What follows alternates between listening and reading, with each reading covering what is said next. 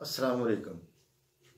देखिए भाई, एक और भी बड़ा अहम मसला है कि दांत का दर्द और दांतों की कमज़ोरी और दांतों का हिलना।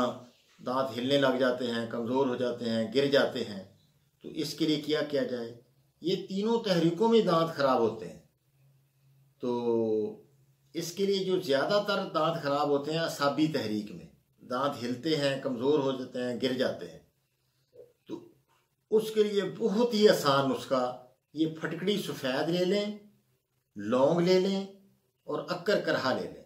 अक्कर करा एक मूंगफली की जड़ होता है, वो तो अक्कर करा नहीं होता, ना ही वो फ़ायदा करती है कोई। अच्छी किस्म का अक्कर करा ले लें।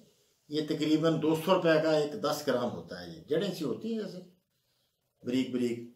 तो ये इस तरह उसको ना ज़बान पर लगाएं तो जलन सी डालता है, जिस तरह काली मिर्च आपने रख दी ज़बान पर, इस तरह की जलन होती है। काली मिर्च से भी तेज़ जलन होती है, चक्कर भी थोड़े आ जाते हैं चखने से। वो बहुत एक नंबर चीज़ है। वो 10 ग्राम अक्कर करा ले लें आप, 10 ग्राम फटकड़ी ले लें और 10 ग्राम लौंग ले लें। ये बरीक करके थोड़ा सा, बिल्कुल चुटकी ये काफ़ी है। ये दांतों पर आप हाथों से मलें तो ये 2-3 दिन में आपके दांत हिलना भी बंद हो जाएंगे, मजबूत भी हो जाएंगे, दर्द भी उसका बंद होगा। ठीक है।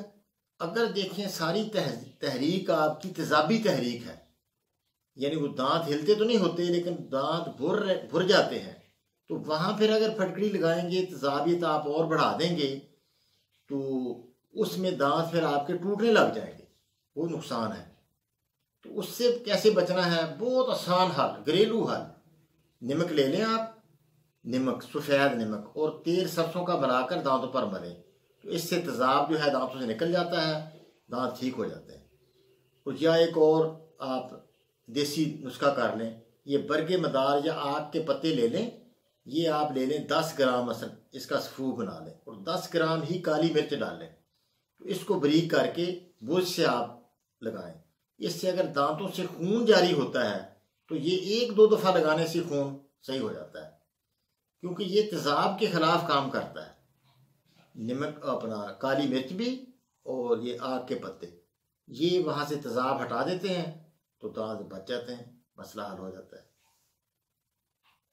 तो ये है आसान तरीके दांतों की हिफाजत के। और ये आग वाले पत्ते जो हैं दांतों की चमक बहुत बढ़ाते हैं। पूरे दांत इस तरह हो जाते हैं जैसे, यानी चमक जाते हैं दांत। अगर देखें मसला गर्मी का है, वहाँ पीप पड़ गई है, दांतों के अंदर से पीप पड़ गई है, तो उसका नुस्खा भी बहुत आसान है। सिर्फ आप रीठा ले लें। रीठा क्योंकि गर्मी की सोजिश को दूर करता है, गर्मी के जख्मों को भी ये दुरुस्त कर देता है। तो उसके लिए सिर्फ ये बरीक करके बुर्श पर लगाकर आप मलें। इससे झाग भी बहुत पैदा होती है। पहले ज़माने में इससे कपड़े धोते थे। ये एक अलकली है जो हर गर्मी की बीमारियों के लिए हम ये देते हैं, दवाइयों में भी डालते हैं। ये आप इसका ब्रश करें। ये सुनियारे जो सुनियार होते हैं ना, ये अपने सोने को, किसी चीज़ को चमक देने के लिए ये इससे रीठे से धोते हैं।